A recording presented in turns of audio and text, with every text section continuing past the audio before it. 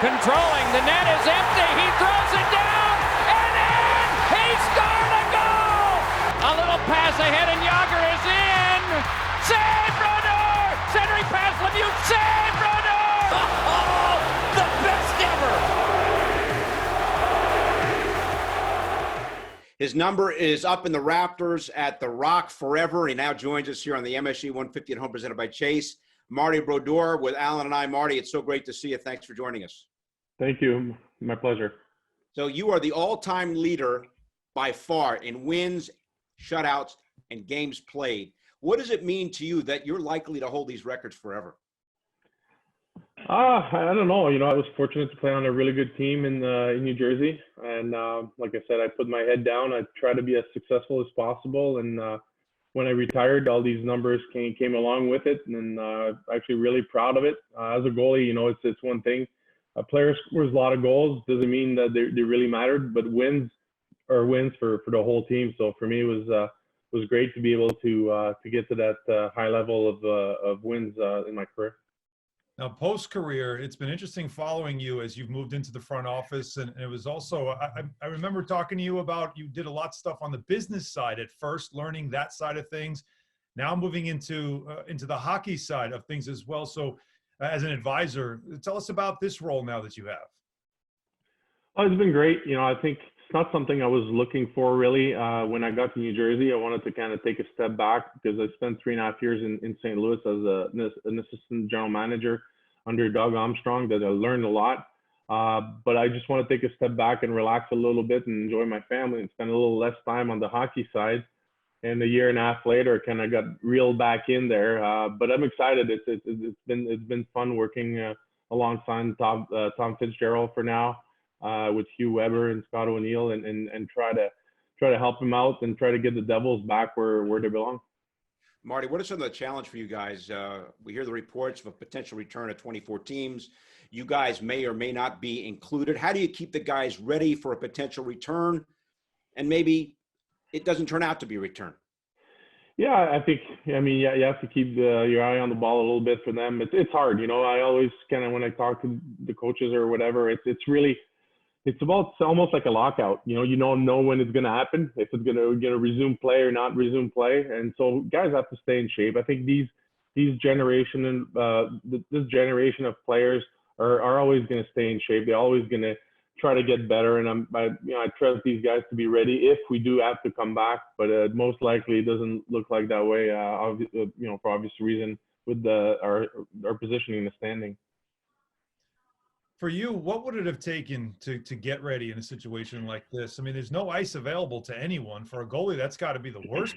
A player can just throw on, inline skates and do some type of skating. But for a goalie, that had to be most difficult to be able to stay in some type of shape. So how much time would you have needed, and what would you think goalies might need to get ready? I think they're talking about the 3 to 4 weeks kind of mini training camp before they resume play. So that's what we have obviously during the regular training camps. So I think goalies, after a couple of weeks, the game is the game. It's like riding a bicycle. It's just a question of training your eyes and making sure your body is going to be ready for all the impact that it's going to get while you play the position.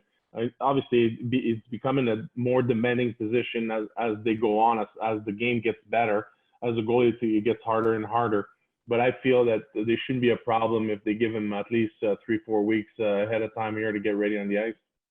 Marty, what are some of the challenges for you guys in the front office as you prepare for the offseason? You don't know when that's going to be, and also the draft, scouting young players when you don't know when that's going to be either.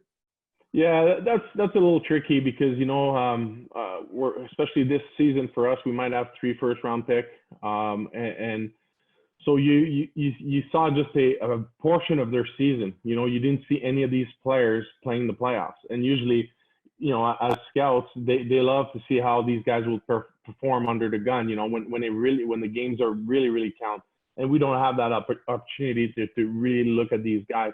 So our scouts are doing a lot of videos. They're doing a lot of work. I think, like anything, a lot of meetings. And obviously we don't know exactly when the draft. The NHL hasn't announced anything about the draft yet, how the lottery is going to work. So there's a lot of question marks that needs to be answered.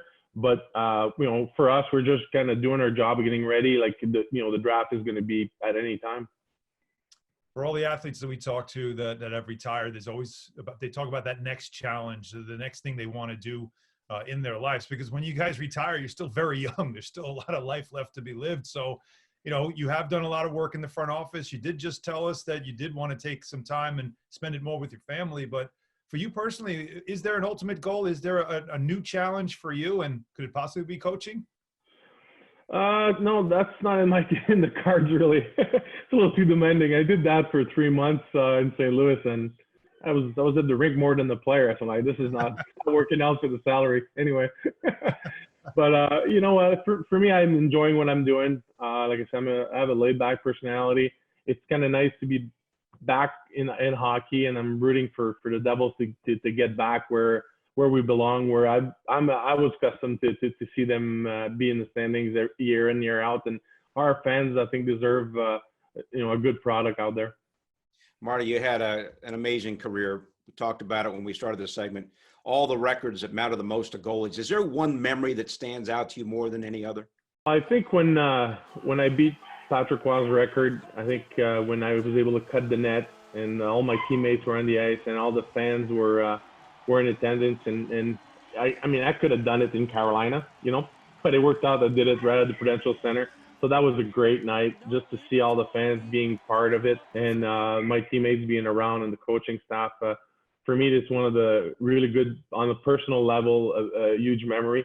And, winning the Stanley Cups and all that, I was able to achieve a lot. So there's a lot of things on the team side that I'm really proud of also. Okay, Marty, we'll leave it there. Hey, thanks so much for your time. Best to you, your family, and the Devils as we get through this uncharted territory for our society. We'll talk to you soon, okay? All right, appreciate it. Thanks, guys. Stay safe. All right, speaking of memories, how about Melo's career high? The most points ever scored at MSG. We'll look back to that when we come back on the MSG 150 presented by Chase right after this.